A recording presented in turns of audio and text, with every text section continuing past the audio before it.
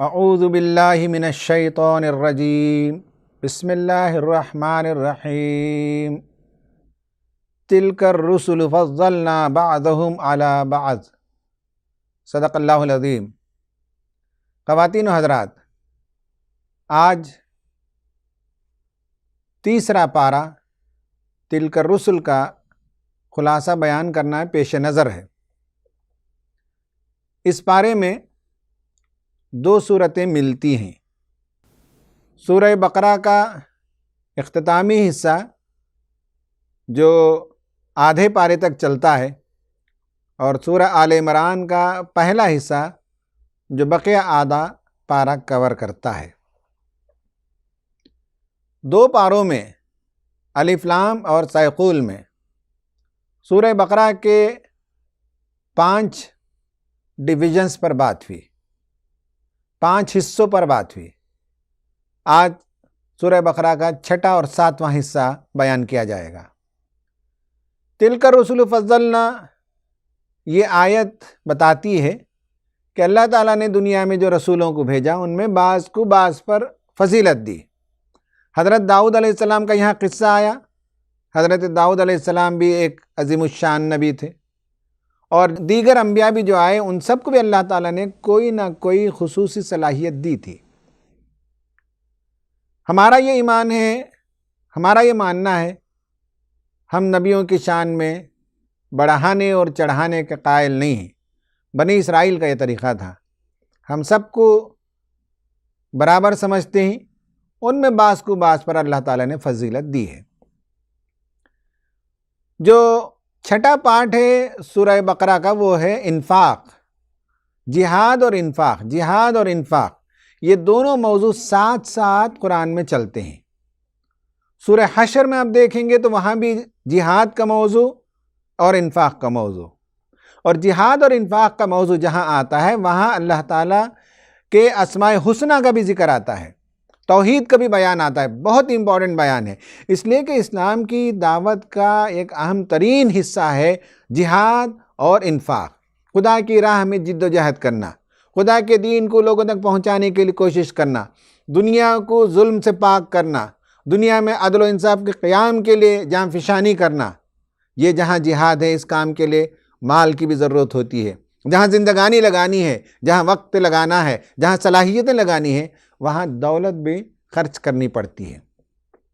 اس لیے اللہ تبارک و تعالیٰ کے اسماء حسنہ کا وہاں استحضار پیدا کرایا جاتا ہے کہ جس خدا کی آواز پر تم زندگی لگاتے ہو، پیسے لگاتے ہو، یاد رکھو وہ ساری کائنات کا بنانے والا ہے، ساری کائنات پر حکمرانی کرنے والا ہے۔ وہ زندہ و جاوید خدا ہے، وہ کسی کا محتاج نہیں ہے۔ وہ اگر تم سے چاہتا ہے تو وہ تمہاری بھلائی کے لیے انفاق چاہتا ہے اور قربانی چاہتا ہے۔ وہ آگے کی زندگی کو بھی جانتا ہے اور آنے والے حالات کو بھی وہ بہتر طور پر جانتا ہے۔ اور لہو مقالید السماوات والارض، آسمان و زمین کے خزانوں کی کنجیاں اس کے ہاتھ میں ہے۔ لہو ملک السماوات والارض، آسمان و زمین کا بادشاہ وہ ہے، عرش عظیم کا مالک وہ ہے۔ تو نعوذ باللہ اسے کوئی حاجت نہیں ہے کہ آپ مال دیں گے تو اس کی ضرورت پوری ہوگی، وہ تو آپ کی بھلائی کے لیے مطالبہ کرتا ہے۔ تو آیت الکرسی آئی، آیت الکرسی سے پہلے بھی کہا گیا انفاق کرو اللہ کے راہ میں، اور بعد میں بھی کہا گیا کہ اللہ تعالیٰ کے راستے میں انفاق کرو۔ اس سلسلے میں ایک غلط فہمی کا ازالہ کر دیا گیا۔ جہاد کا جہاں ذکر ہوا تو کہیں لوگوں کے ذہن میں یہ بات نہ ہو کہ جہاد کے ذریعے سے کفر کا خاتمہ ہوتا ہو۔ نہیں، ظلم کا خاتمہ ہوتا ہے، انصاف کا قیام ہو سکتا ہے۔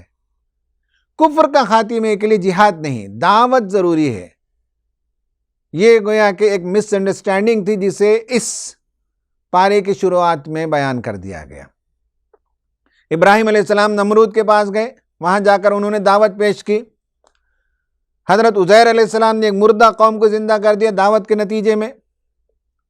حضرت ابراہیم کو اللہ تعالیٰ نے کعبۃ اللہ بنانے اور اذان دینے کا حکم دیا کہ تم اذان دو اور لوگ حج کے لیے آئیں گے، وَأَذِّن فِي النَّاسِ بِالْحَجِّ۔ تو ابراہیم علیہ السلام کو یہ خیال پیدا ہوا کہ لوگ کیسے آئیں گے اس وادی غیر ذی زرع میں، جہاں دور دور تک سناٹا ہے اور سنسان وادیاں ہیں، جنگل اور بیابان اور وادیاں ہیں۔ کون میری آواز پر لبیک کہہ کر کعبۃ اللہ کی زیارت کے لیے آئے گا تو اللہ تعالیٰ نے کہا کہ پرندوں کو دیکھو، تم ان سے مانوس ہو جاتے ہو، انہیں جہاں بھی چڑھا دو کسی پہاڑ پر، پھر بلاؤ تو وہ دوڑے دوڑے چلے آتے ہیں۔ جب پرندے تمہاری آواز سے مانوس ہو جاتے ہیں تو انسانوں کے درمیان جانا، گھل مل جانا اور دعوتی کام کرنا، پھر ضرور وہ تمہاری دعوت سے متاثر ہوں گے اور آئیں گے کعبۃ اللہ کو حج کے لیے۔ آج تک لوگ کشاں کشاں حج کے لیے چلے آ رہے ہیں۔ تو اسلام پھیلنے کے لیے، کفر کے خاتمے کے لیے دعوت ضروری ہے، ظلم کے خاتمے کے لیے جہاد اور انفاق۔ تو یہ موضوع جو چھٹا موضوع چل رہا ہے انفاق کا، اس کے بیچ میں یہ بات آ گئی دعوت کی، پھر انفاق کا موضوع چلا تو اللہ تعالیٰ نے 4 مثالیں دی، ایک پازیٹیو، ایک نیگیٹو، ایک پازیٹیو، ایک نیگیٹو۔ پازیٹیو مثال یہ دی کہ جو اللہ تعالیٰ کے راستے میں خرچ کرتے ہیں انہیں معلوم ہونا چاہیے ایسا ہے کہ اللہ کے راستے میں ایک دیتے ہیں تو اللہ تعالیٰ اسے بڑھا چڑھا کر 700 گنا واپس دیتا ہے۔ یعنی ایک دانہ زمین میں بویا گیا، اس سے ایک پودا نکلا، 7 بالیاں نکلیں، ہر بالی میں 100 دانے۔ یہ تمثیل ہے، قرآن کا انداز ہے تمثیل کی زبان میں بات کرتا ہے۔ میٹافرز انسانی آئیڈیاز کو کیچ کر لیتے ہیں، پیچیدہ باتوں کو سمجھنا آسان ہو جاتا ہے، غیر مرئی چیزوں کو مرئی شکل میں پیش کرنا آسان ہو جاتا ہے جب مثالیں دی جاتی ہیں۔ آج کتنے بندگان خدا ہیں، کتنی خوشی ہوتی ہے کہ یہ جو کووڈ-19 کا لاک ڈاؤن چل رہا ہے، اس میں کتنے بندے ہیں جو بھوکے ہیں، پیاسے ہیں، 2 وقت کی روٹی انہیں نصیب نہیں۔ ہمارے دوستوں کا ایک بڑا حلقہ ہے جو اس وقت میدان میں سرگرم عمل ہے۔ کسی نے کہا کہ 1000 لوگوں کو کھانا کھلاؤ میری طرف سے، کسی نے کہا 100 لوگوں کو میری طرف سے کھانا کھلاؤ۔ کروڑوں روپے لوگوں نے دے دیے اور اس میں پکا ہوا کھانا اور دال چاول جو کٹ ہے یہ بھی فراہم کیے گئے، کتنے لوگوں کے پیٹ کی آگ کو بجھایا گیا۔ یقیناً اللہ تعالیٰ اس صدقے کے عوض میں ہمارے ان دوستوں کو بے پناہ اجر بھی دے گا، بڑھا چڑھا کر ان کی زندگی میں خیر و برکت دے گا اور آنے والی بلاؤں کو اللہ تعالیٰ ٹالے گا۔ دوسری مثال یہ ہے کہ کچھ لوگ ہوتے ہیں جو اللہ کے راستے میں خرچ کرتے ہیں لیکن بہت اذیت دیتے ہیں، 100 باتیں سنا کر 100 روپے دیتے ہیں۔ ایسے لوگوں کے بارے میں اللہ تعالیٰ نے کہا کہ یہ ایسا ہی ہے جیسے کہ کسی چٹان پر مٹی کی تہ تھوڑی جم گئی ہو، بارش پڑنے کے ساتھ مٹی بہہ جانے کے نتیجے میں چٹان جو ہے وہ ظاہر ہو جاتی ہے۔ اسی طرح سے جو خشک دل انسان ہوتے ہیں، جو تنگ دل انسان ہوتے ہیں، جو بخیل ہوتے ہیں، ان کی بخالت اور ان کے اندر کا جو شقی پن ہے وہ ظاہر ہو جاتا ہے ان کے 100 روپے کے انفاق سے۔ یہ دل آزاری کے ساتھ دیتے ہیں۔ تیسرا یہ ہے کہ کچھ لوگ ہوتے ہیں جو کشادہ زمانے میں کشادہ دیتے تھے، تنگی کے زمانے میں کچھ دیتے ہیں لیکن اذیت نہیں دیتے، شرما کر دیتے ہیں۔ کبھی جو ہے بہت بڑا بڑا انفاق کرتے تھے، آج چھوٹی رقم دیتے ہیں۔ ان کے بارے میں اللہ تعالیٰ نے کہا کہ سطح مرتفع پر، اونچائی پر ایک باغ ہو، اس پر زور کی بارش ہو تو فصل دگنی ہو جاتی ہے، ہلکی بارش ہو تو کچھ نہ کچھ فصل وہ باغ دیتا ہے۔ ایسے ہی بعض مومنین ہوتے ہیں، جب ان کی زندگی میں زور کی بارش تھی تو دگنی فصل انہوں نے دی، آج جب ان کی زندگی میں بارش کم ہے تو کم فصل دیتے ہیں لیکن دیتے ضرور ہیں۔ اور چوتھی مثال اللہ تعالیٰ نے یہ دی کہ جو لوگ اللہ تعالیٰ کے راستے میں دیتے ہیں دکھاوے کے لیے اور یا نہیں دیتے، ان کا جو انفاق ہے خدا کے راستے میں خرچ نہیں کرتے، ان کے بارے میں اللہ تعالیٰ نے کہا کہ ایسا جیسا کہ کسی کے پاس ہرا بھرا سرسبز و شاداب باغ ہو اور اچانک ایک بگولا آ جائے، آگ لگ جائے اور سارا کیا کرا غارت ہو جائے، فصل اناج سب برباد ہو جائے تو کف افسوس ملتے رہ جاتا ہے۔ ایسے بہت سے لوگوں کی زندگیاں ہیں جن کو اللہ تعالیٰ نے دولت سے، مال سے نوازا لیکن اتنے کنجوس اور بخیل ہیں کہ جیب سے پیسے نکلنا ان کے لیے ایسے لگتا ہے گویا کہ ان کی جان نکل رہی ہے۔ انفاق کے سلسلے میں 4 مثالیں اللہ تعالیٰ نے دی اور بہت امپورٹنٹ رکوع ہے، رکوع نمبر 37، جس میں اللہ نے کہا کہ کس پر خرچ کرنا چاہیے، کیسے خرچ کرنا چاہیے۔ فرمایا کہ دینے کا اصول یہ کہ سب سے بہترین مال اللہ کے راستے میں خرچ کرنا چاہیے، وہ مال جو کسی وجہ سے کوئی تم کو دے تو لیتے ہوئے آدمی کو اغماض نہیں ہونا چاہیے۔ کھانا دیں تو اچھا کھانا دیں، بچا ہوا کھانا، سڑا گلا کھانا آپ کسی کو دیتے ہیں تو یاد رکھیے کسی دن آپ کا پڑوسی آپ کو اس طرح سے کھانا بھیجے تو آپ ناک منہ چڑھانے لگیں گے کہ سمجھنے لگیں گے کیسی بے عزتی کر دی اس نے. بچا ہوا کھانا بھیجا، پرانا کھانا بھیجا، پرانا کپڑا بھیجا، سستا کپڑا بھیجا. کہا جو لیتے ہوئے تم کو ناپسند ہو ایسی چیز دوسروں کو نہ دو، اس لیے کہ خدا کو دے رہے ہو. خدا کو کیوں ایسی چیز دیتے ہو جو خود تم کو پسند نہیں ہے؟ خدا کو دو تو سب سے اچھا مال دو. پھر کہا کہ شیطان ڈراتا ہے غریب ہو جاؤ گے، فقیر ہو جاؤ گے، اتنا کیوں خرچ کرتے ہو، کیا ضرورت اتنا دینے کی، ان کو تو فلاں جگہ سے بھی پیسے آتا ہے، فلاں سے بھی آتا ہے. یہ سب بہت سے بہانے بناتا ہے اور ڈراتا ہے. قرآن نے کہا کہ شیطان کی بات نہ مانو، من کی بات مانو. ضمیر اگر کہتا ہے کہ دو اللہ کے راستے میں دے دو، نقصان نہیں ہے. اور کہا کہ اس کو دو جو تمہارے پاس ہاتھ پھیلا کر مانگتا نہیں، جو لوگوں کے پیچھے پڑتا نہیں، جو دین کے کام میں ایسے لگ گیا ہے کہ زمین میں مال کمانے کے لیے، گردش کرنے کے لیے اس کے پاس وقت موجود نہیں ہے. جاہل لوگ، نادان لوگ ان کو دیکھ کر سمجھتے ہیں کہ بڑے غنی ہیں، وائٹ کالرڈ ہیں. ان کے رکھ رکھاؤ سے، ان کی تہذیب سے، ان کے ظاہری روپ سے سمجھتے ہیں کہ یہ بہت اچھی صورتحال ہے. نہیں، ان کی معاشی صورتحال بہت خراب ہے. جو زمین میں گردش نہیں کرتے مال و دولت کمانے کے لیے، دنیا کمانے کے لیے، دین کی راہ میں لگ گئے ہیں، تو ایسے لوگوں پر تمہارا پیسے خرچ کرنا سب سے افضل ہے. پھر اس کے بعد سود کی حرمت پر آیتیں آئیں اور اللہ تعالیٰ تجارت کو فروغ دیتا ہے اور سود کو حرام قرار دیتا ہے. اور سودی پوری معیشت آج کی دنیا کی معیشت ہے.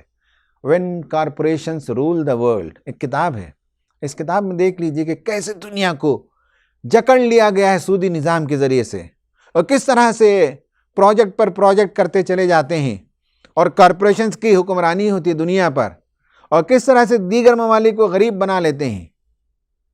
پورا سودی نظام ہے جس کے نتیجے میں غریب سے دولت مالدار کی طرف چلی جاتی ہے. تو اسلام نے سود کو حرام قرار دیا. اور پھر سب سے بڑی آیت قرآن کی وہ ہے آیت دین، قرض لینے اور دینے کے اصول بیان کیے گئے، اور کیسے قرض دیں، لکھائیں، لکھانے والا منع نہ کرے، شاہد ہو شہادت دیں، گواہ ہو لکھ لیں، سب اصول بیان کیے گئے. اس پر یہ چھٹا حصہ ختم ہوتا ہے.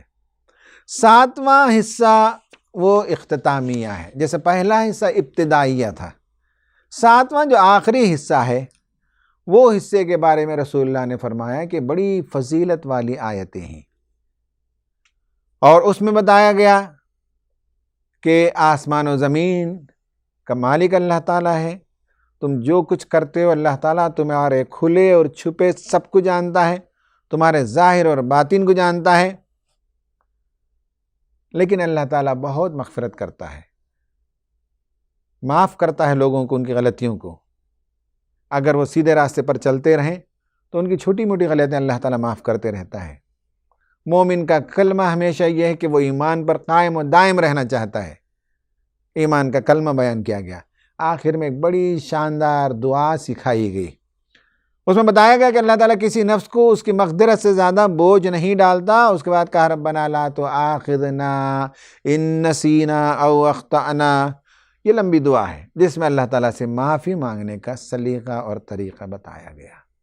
حضرات، یہ 7 حصوں پر مشتمل سورہ بقرہ ختم ہوتی ہے. تلک الرسل میں دوسری صورت ہے سورہ آل عمران. آل عمران سورہ بقرہ کی مثنیٰ ہے. مثنیٰ کا مطلب ہے جوڑا. بعض صورتیں جوڑوں کی شکل میں ہوتی ہیں، اس کا مطلب ہے کہ دونوں صورتوں میں ایک مضمون ہوتا ہے. 2 صورتیں مل کر ایک مضمون بیان کرتی ہیں، لیکن پہلی صورت کا رنگ ایک ہوتا ہے، دوسری صورت کا رنگ دوسرا ہوتا ہے. پہلی صورت کا انداز الگ ہوتا ہے، دوسری صورت کا انداز الگ ہوتا ہے. پہلی صورت میں دلیل کا طرز استدلال کا طریقہ الگ ہوتا ہے، دوسرے میں دوسرا طرز استدلال ہوتا ہے. ایک میں سائنٹیفک ریزننگ ہوتی ہے تو ایک میں ہسٹوریکل پروف ہوتا ہے. ایک میں ضمیر کو خطاب کیا جاتا ہے تو ایک میں عقل کو خطاب کیا جاتا ہے. الگ الگ انداز ہوتے ہیں. یہ دونوں شمس و قمر کی طرح ہیں. یہ دونوں آخرت میں بدلی کی مانند بندہ مومن کے سر پر آئیں گی، اللہ تعالیٰ سے شفاعت کریں گی. اس صورت کے 3 پارٹس آج ہم آپ کے سامنے بیان کریں گے. پہلا پارٹ ہے، اس میں یہ بتایا گیا کہ اللہ تعالیٰ نے اس کتاب کو بڑے اہتمام کے ساتھ نازل کیا. ان میں سے کچھ لوگ ہیں جو اس کو مانتے نہیں، یعنی نصرانی اور یہودی، اور اس کتاب کی آیتیں محکم ہیں، پختہ ہیں، اس میں اسلام کی تعلیمات واضح طور پر بیان کی گئی ہیں، خواہ وہ عبادات سے متعلق ہوں، خواہ وہ لین دین سے متعلق ہوں، شادی بیاہ سے متعلق ہوں، کھانے پینے حلال و حرام سے متعلق ہوں، سماجی زندگی سے متعلق ہوں، کرائمز کے متعلق ہوں، ان سب پر واضح اور محکم باتیں اس میں آئی ہیں. ایک حصہ اس کے متشابہات کا بھی ہے، جو اندیکھی دنیا ہے، ان سین ورلڈ ہے، اس کو سمجھانے کے لیے اس وکیبلری کو استعمال کیا گیا جو انسان سمجھتا ہے. جنت کو باغات سے تعبیر کیا گیا، اس کے نیچے نہریں بہتی ہوں گی، وہاں یہ اور یہ اور یہ نعمتیں ملیں گی. جہنم کے بارے میں کہا گیا ایسا اور ایسا ہوگا، اس میں ایک زقوم کا درخت اگے گا. یہ سب انسانوں کے فہم کے لیے اللہ تعالیٰ نے بتایا، متشابہات ہیں یہ، اس پر ایمان لانا ضروری ہے. تو اس کی شروعات تو یہ اللہ تعالیٰ نے بتایا کہ اس کلام کو ہم نے بہت اہتمام سے نازل کیا، لیکن کچھ لوگ ہیں جسے ماننے کے لیے تیار نہیں. ان میں اہل کتاب کا پھر ذکر آیا، وہاں بھی آیا سورہ بقرہ میں، یہاں بھی، لیکن یہاں ایک بڑا حصہ نصارہ پر فوکس ہے، وہاں ایک بڑا حصہ یہودیوں پر، بنی اسرائیل پر فوکس ہے. یہ ہے مثنیٰ ہونے کی علامت. اب بنی اسرائیل میں سے یہود نے جو غلطیاں کی اس کا تذکرہ یہاں بھی کیا. یہ بتایا کہ اللہ تعالیٰ نے کہ یہ ان کا معاملہ یہ ہے کہ ہمیشہ حق کی دشمنی کی، انبیاء کی مخالفت کی، انبیاء کو قتل کیا، اور انبیاء کے علاوہ جو آمرین بالقسط، دنیا میں عدل و انصاف کے نظام کے لیے جو کھڑے ہوتے ہیں ان کو قتل کر دیتے ہیں. پولیٹیکل اساسینیشن آج بھی ایک رویہ ہے. کتنے نام ہیں مسلمانوں میں سے انٹلیکچوئلز گزرے، یا غیر مسلموں میں بھی جو انصاف پسند ہوں، حق کی بات کرتے ہوں، عدل کی بات کرتے ہوں، ایسے سب حکمرانوں کو قتل کر دیا جاتا ہے. سائنٹسٹ کو بے نام موت کے گھاٹ اتار دیا جاتا ہے. اساسینیشن ایک ٹول ہے، پولیٹیکل ٹول ہے. قرآن نے بتایا کہ یہ ان کا گھناؤنا کردار ہے، جو پہلے سے بھی یہ کرتے رہے ہیں اور آج بھی یہ کرتے ہیں. اور یہ نظام ہے کہ اللہ کے چہیتے ہیں، جہنم کی آگ نہیں چھوئے گی. اللہ تعالیٰ نے ان کو معزول کر دیا. وہاں بتایا کہ ان سے کتاب چھین لی گئی، ان کا قبلہ بدل دیا گیا.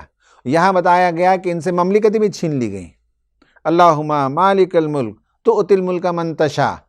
اللہ تعالیٰ دعا کی شکل میں یہ آیت آئی اور بتایا گیا کہ اللہ تعالیٰ ہے جو حقیقی بادشاہ، جسے چاہتا ہے دنیا کی بادشاہی دیتا ہے، جس سے چاہتا ہے دنیا کی بادشاہی چھین لیتا ہے. یہ آیتیں جب نازل ہوئیں تو چودراہٹ مدینے میں یہودیوں کی تھی، ان کی چودراہٹ ختم ہو گئی. انہیں کچھ دنوں کے بعد مار کر بھگا دیا گیا مدینے سے. مدینے کا مارکیٹ مسلمانوں کے ہاتھ میں آیا، یہودیوں کے قلعے مسلمانوں کے ہاتھ میں آ گئے، مدینے کی مملکت مسلمانوں کے ہاتھ میں آئی، اور دیکھتے دیکھتے آدھی دنیا پر اسلام چھا گیا. تو امامت کے ساتھ دنیا کی قیادت اور سیادت بھی شامل ہے. یہ صرف روحانی امامت نہیں ہے، یہ صرف روحانی پیشوائی نہیں ہے، بلکہ دنیا چلانے کے لیے بھی ضروری ہے کہ روحانی پیشوائی کرنے والے وہ ایسے لوگ ہوں جو کار جہاں بانی جانتے ہوں، دنیا کو سنوارنا جانتے ہوں. تو بتایا گیا کہ ان سے منصب امامت کو معزول کرنے کی ایک علامت یہ ہے کہ ان سے مملکتیں بھی چھن گئیں اور اب تمہارے حوالے ہونے والی ہیں. مسلمانوں کو آگاہ کیا گیا، یاد رکھو کافروں کو اور اہل کتاب کو اپنا دوست اور رازدار نہ بناؤ. کیوں؟ اس لیے کہ کبھی تمہاری وہ بھلائی نہیں چاہتے. آپس میں تمہارے جھگڑے کھڑا کریں گے، آپس میں تمہیں بانٹنے کی کوشش کریں گے، تمہیں غریب کر دینے کی کوشش کریں گے، تمہیں آپس میں لڑائیں گے، بھڑائیں گے، تمہاری دولت چھین کر لے جائیں گے. میری بات پر یقین نہ آتا ہو، قرآن کی بات ہے یہ. آج کی دنیا میں بھی تو ایک کتاب ہے، وہ پڑھ کر دیکھ لیجئے، کنفیشنز آف این اکنامک ہٹ مین. معاشی طور پر قوموں کو کیسے غریب کیا جائے، معاشی طور پر قوموں کو کیسے کنگال کیا جائے، دولت کو کیسے سائفونیج کر لیا جائے، کھینچ لیا جائے دنیا کے ممالک سے. اس کتاب کے اندر تفصیل سے لکھ کر بتایا، نام لیا ممالک کا، پرنسس کا نام لیا، اور بتایا کہ کیسے ہم ان سے سگنیچر کرواتے ہیں آرمز کے ڈیلنگ کے لیے، انویسٹمنٹس کے لیے، اور پیسے کیسے ہم کھینچ کر لے چلے جاتے ہیں، ایک ملک سے ہماری طرف لے جاتے ہیں. تو قرآن نے اسی زمانے میں بتا دیا یہ تمہارے خیر خواہ نہیں ہو سکتے، اور آج بھی ایسا ہو رہا ہے. تو اس کا پہلا حصہ آل عمران والا وہ یہ ہے کہ اہل کتاب کو بتایا گیا کہ ان کی امامت ختم ہو گئی، اب تم ان کے پیچھے نہ چلو، وہ تمہیں گمراہ کریں گے، کنگال کریں گے، فقیر بنا دیں گے، دشمنیاں پیدا کریں گے۔ اس کا دوسرا حصہ وہ ہے حضرت عیسیٰ علیہ السلام کا واقعہ۔ حضرت زکریا علیہ السلام نبی تھے، وہ خالو ہوتے تھے حضرت مریم کے۔ عمران کی بیوی جب حاملہ ہوئی تو اس نے نظر مانی کہ یہ جو بچہ ہوگا میں اسے دین کی خدمت کے لیے وقف کر دوں گی۔ ماؤں کا یہ جذبہ ہونا چاہیے کہ اپنی اولاد کو دین کے سروس کے لیے لگا دیں گی۔ بہت کم مائیں ہوتی ہیں دنیا میں، وہ تو خواب دیکھتے ہیں کہ دنیا میں ہمارے بچے کو یہ بنانا ہے اور وہ بنانا ہے، لیکن یہ نہیں سوچتی کہ دنیا میں امامت و قیادت کے لیے تیار کرنا ہے، دنیا کی رہنمائی کرنے والا بنانا ہے۔ تو زوجہ عمران نے نظر مانی، جب بچہ جنم دیا تو دیکھا کہ لڑکی ہے۔ اللہ تعالیٰ سے کہا کہ یا پروردگار، میں نے تو سوچا کہ لڑکا ہوگا اور دین کی خدمت کے لیے لگا دوں گی، لیکن یہ تو لڑکی پیدا ہو گئی۔ تو اللہ نے کہا ہم کو معلوم ہے لڑکا اور لڑکی دونوں برابر نہیں ہو سکتے، بعض کام لڑکے کرتے ہیں لڑکیاں نہیں کر پاتی، بعض کام لڑکیاں کرتی ہیں لڑکے نہیں کر سکتے، دونوں میں فرق ہے۔ لیکن اللہ تعالیٰ نے کہا کہ اس لڑکی سے وہ کام لیں گے جو دنیا میں بڑے بڑے لڑکوں سے اور مردوں سے کام نہیں ہوتے، دنیا کی منتخب عورت بنا دیا، بہت ہی اعلیٰ و عرفہ مقام عطا کر دیا مریم کو۔ اور حضرت زکریا کی کفالت میں وہ آئیں۔ حضرت زکریا علیہ السلام ان کی کفالت فرماتے تھے، جب جب جاتے تھے ان کے حجرے میں تو زکریا علیہ السلام دیکھتے تھے ان کے پاس پھل اور میوے پائے جاتے ہیں، یا بعض لوگوں نے لکھا ہے کہ علم کا خزانہ پایا جاتا تھا۔ وہ دیکھ کر زکریا پوچھتے تو کہتی کہ اللہ تعالیٰ مجھے دیتا ہے۔ اچھے بچوں کو دیکھتے ہیں تو تمنا ہوتی ہے میرے بچے بھی ایسے ہوں۔ زکریا علیہ السلام کو اولاد نہیں تھی، وہ تمنا کرنے لگے کہ پروردگار مجھے بھی ایک اولاد ہوتی تو کتنا اچھا ہوتا۔ اللہ نے ان کی دعا سن لی اور ان کو اللہ تعالیٰ نے حضرت یحییٰ علیہ السلام جیسا بہت پیارا بیٹا عطا کیا، جو بڑا رقیق القلب، بہت ماں باپ کا وفادار، وفا شعار، دنیا سے کچھ نہیں لیے۔ حضرت یحییٰ علیہ السلام سیدھی سادی زندگی بسر کرتے تھے، ٹاٹ کے کپڑے پہنتے تھے، ببول کے کانٹوں سے سیے ہوئے ہوتے تھے، جنگل کی ٹڈیاں اور شہد اس پر گزر بسر کرتے تھے، لیکن قوم کو پکارتے تھے، بادشاہوں کے محلوں میں دعوت دیتے تھے، مچھیروں کو دعوت دیتے تھے، علماء کو دعوت دیتے تھے۔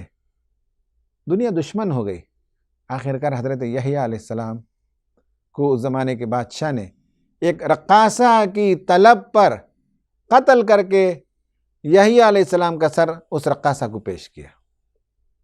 بہرحال یحییٰ علیہ السلام جیسی اولاد اللہ تعالیٰ نے زکریا علیہ السلام کو دی۔ اس کے بعد بی بی مریم آگے بڑھتی ہیں، ایک دن فرشتہ آتا ہے اور وہ خوشخبری دیتا ہے کہ اللہ تعالیٰ تمہیں آزمائش کے لیے اس نے منتخب کیا ہے اور تم سے ایک لڑکا پیدا ہوگا۔ بی بی مریم نے کہا کہ مجھے کیسے لڑکا پیدا ہو سکتا ہے جبکہ مجھے کسی مرد نے ہاتھ تک نہیں چھوا؟ تو کہا کہ ایسا ہی فیصلہ ہے اللہ تعالیٰ کا۔ بہرحال وہ راضی برضا ہو گئیں اور انہوں نے سر تسلیم خم کر دیا۔ تو وہ حاملہ ہوئی اور ڈیلیوری کا جب وقت آیا تو اللہ تعالیٰ نے کہا، فرشتے نے آ کر کہا کہ فلاں جگہ چلے جاؤ جہاں کھجور بھی کھا سکتے ہو، پانی کا فوارہ بھی ابلے گا اور بچے کو بھی دیکھنے کے لیے آسانی ہوگی۔ تو وہاں ڈیلیوری ہوئی۔ وہ ڈیلیوری کے بعد بچے کو لے کر جب بی بی مریم آتی معاشرے کی طرف تو یہود کے لوگ کہنے لگتے ہیں کہ کیا ہو گیا، تیرا باپ نہ برا تھا نہ تیری ماں کوئی بے حیا عورت تھی، لیکن یہ کیا ہو گیا؟ تو مریم نے کہا بچے کی طرف اشارہ کر کے اس سے بات کرو۔ تو بچے نے گفتگو کر دی جھولے میں، کہا کہ میں اللہ کا بندہ ہوں اور میں اللہ کا نبی ہوں اور اللہ نے مجھے رسول بنایا ہے۔ یہ سب باتیں حضرت عیسیٰ علیہ السلام نے کیں۔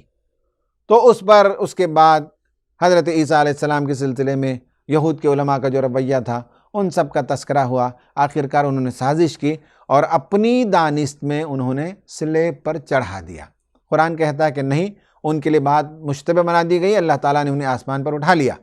اس کے بعد یہ تذکرہ آیا کہ عیسائی نبی کریم صلی اللہ علیہ وسلم کے پاس آئے اس زمانے میں اور یہ بحث ہوئی کہ حضرت عیسیٰ علیہ السلام نعوذ باللہ خدا کے بیٹے ہیں۔ تو اس پر جو گفتگو ہوئی، آخر میں جو چیلنج کیا رسول اللہ نے، اسے مباحلہ کہتے ہیں۔ اس کا مطلب یہ ہے رسول اللہ اپنی بیٹی اپنے نواسوں کو لے کر میدان میں آ گئے، ان سے کہا کہ تم بھی اپنی بیوی بچوں کو لے کر آؤ، ہم جو ہے مباحلہ کریں گے، یہ طے کریں گے اور ہم دونوں یہ کہیں گے کہ حضرت عیسیٰ علیہ السلام اللہ تعالیٰ کے بندے تھے، تم اگر کہتے ہو اللہ تعالیٰ کے بیٹے ہیں تو اس کے بعد یہ کہنا پڑتا ہے کہ اگر ہم سچے ہیں تو ٹھیک ہے، اگر ہم غلط ہیں تو اللہ تعالیٰ کی لعنت ہو ہم پر، ہماری بیوی پر، ہمارے بچوں پر۔ بہت بڑا چیلنج ہوتا ہے۔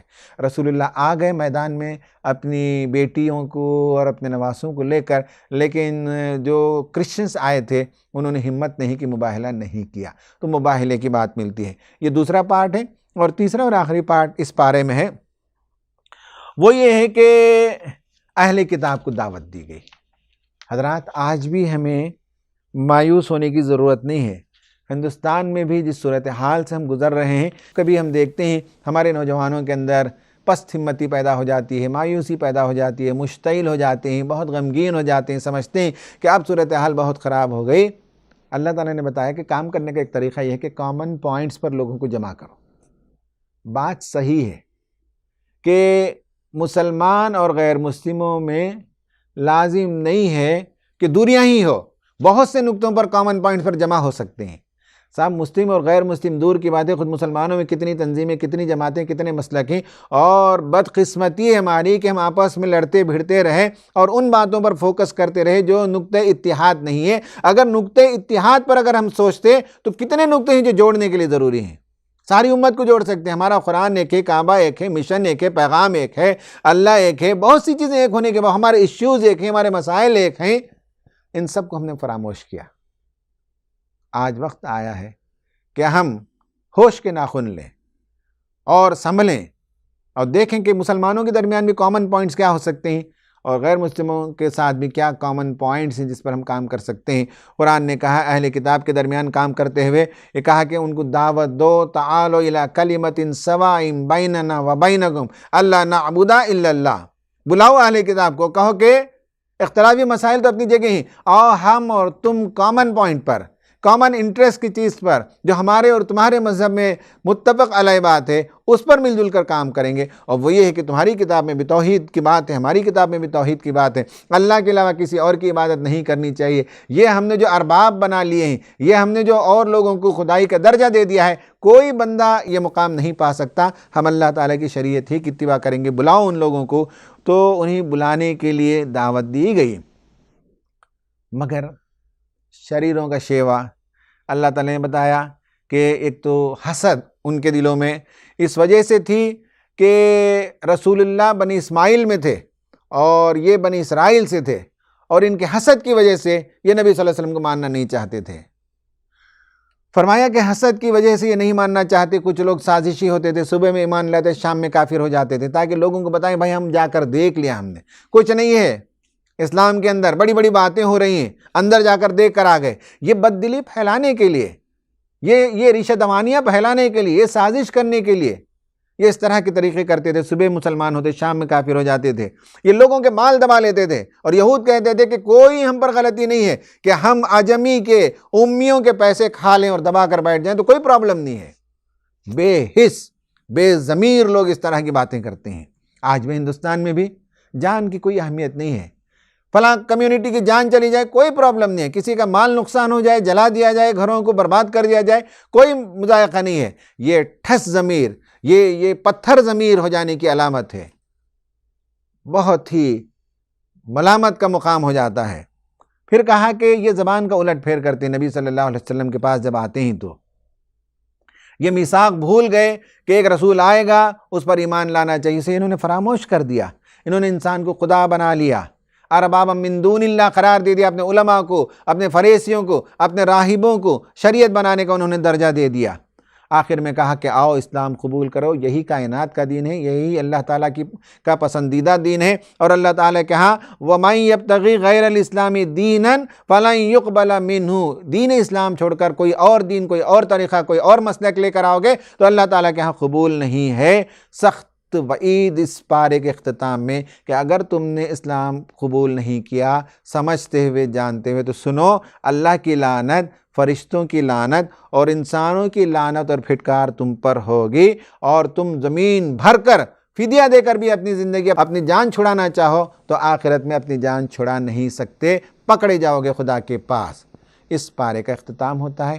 اس میں ہمارے لیے بھی بہت سا سبق ہے، ہمیں سوچنے کی ضرورت ہے کہ ہماری زندگیاں پاک صاف ہوں، شریعت کے مطابق ہوں، اور دیگر بندگان خدا کو بھی بلائیں کہ ہم مل جل کر صحیح کام کریں، ملک کی تعمیر کے لیے کام کریں، انسانیت کی بھلائی کے لیے کام کریں۔ اللہ تعالیٰ سے دعا ہے کہ اللہ تعالیٰ ہمیں اس بارے میں دیے گئے پیغام کو اور سبق کو سمجھنے کی توفیق عطا فرمائے، آمین۔